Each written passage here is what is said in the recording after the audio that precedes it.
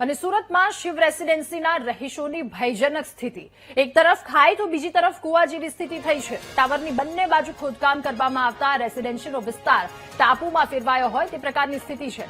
બિલ્ડરને બાંધકામ અંગે મંજૂરી કેવી રીતે મળી તે સૌથી મોટો સવાલ થઈ રહ્યો છે। આ દુર્ઘટનાના કારણે સ્થાનિકોમાં ભય પણ ફેલાયો છે। કોઈપણ પ્રકારની અનિચ્છનીય ઘટના ન ઘટે તેને લઈને સ્થાનિકો સતત ચિંતા કરી રહ્યા છે। આ વિસ્તારનો એક ડ્રોન વિડીયો સામે આવ્યો છે, જેમાં સ્પષ્ટપણે જોઈ શકાય કે આ રેસીડેન્સીની બંને બાજુ ખોદકામ કરવામાં આવી રહ્યું છે। એટલે કે આ જે રેસીડેન્સી છે તેના લોકોમાં સતત ભયનો માહોલ છે। એક તરફ ખાઈ, બીજા તરફ કુવા જેવી પરિસ્થિતિ છે। સ્થાનિકોમાં ભયનો માહોલ।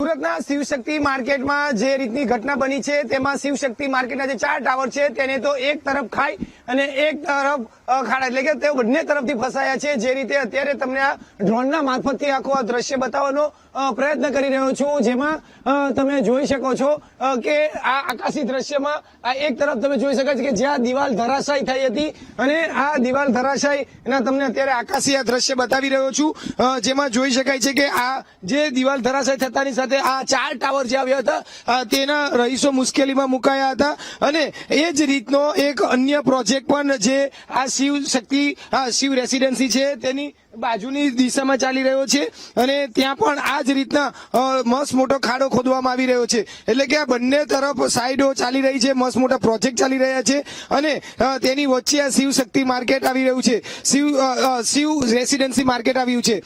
શિવ રેસીડેન્સી આખું આ બિલ્ડિંગો આવ્યા છે, જેમાં બંને બાજુ જે ઊંડું ખોદકામ થયું છે અને ઊંડું ખોદકામ થતા શિવ રેસીડેન્સી ટાપુ જેવી સ્થિતિમાં મુકાઈ ગયું છે। હવે આ લોકો પણ વિચારમાં પડ્યા છે અને લોકો મુશ્કેલીમાં મુકાયા છે। જે રીતે આ શિવ રેસીડેન્સી ટાપુ જેવી સ્થિતિમાં સર્જાઈ જતા હવે આ એક કામગીરી તો ચાલી રહી છે, પરંતુ બીજી જે તરફની કામગીરી છે ત્યાં પણ ક્યાંક આવી રીતની ઘટના બને નહીં તેને લઈને લોકો મુશ્કેલીમાં અને લોકો ચિંતામાં મુકાયા છે। જે રીતે અત્યારે ડ્રોનના મારફતથી આપણે દ્રશ્ય બતાવી રહ્યો છું, એક તરફ તો જે દિવાલ ધરાશાયી થઈ તેનું કામ ચાલી રહ્યું છે અને બીજી તરફ હજુ પણ એક નવો પ્રોજેક્ટ બની રહ્યો છે તેનું કામ ચાલી રહ્યું છે।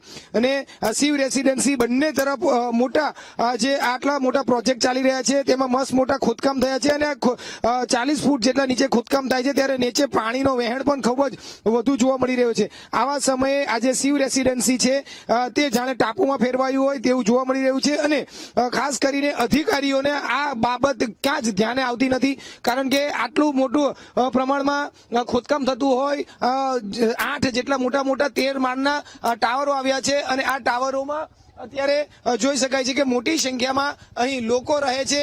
આ લોકોમાં અત્યારે ટાપુ જેવી સ્થિતિમાં મુકાયા છે, ત્યારે ખરેખર જે રીતે આ આખો નજારો જોવા મળ્યો છે તે એક ચોંકાવનારો છે। અધિકારીઓ પણ જાણે આ બાબતે કોઈ અજાણ હોય તેવી સ્થિતિમાં એવું કામ કરી રહ્યા છે। આવા પ્રોજેક્ટને, આવા બિલ્ડરોને રજા ચિઠ્ઠી પણ કઈ રીતે મળે છે તે એક મોટો પ્રશ્ન છે। હાલ અધિકારીએ જે રીતની આ સ્થિતિ સામે આવી તેને લઈને વિવાન જે ગ્રુપના રાજલક્ષ્મી ગ્રુપના જે બિલ્ડર છે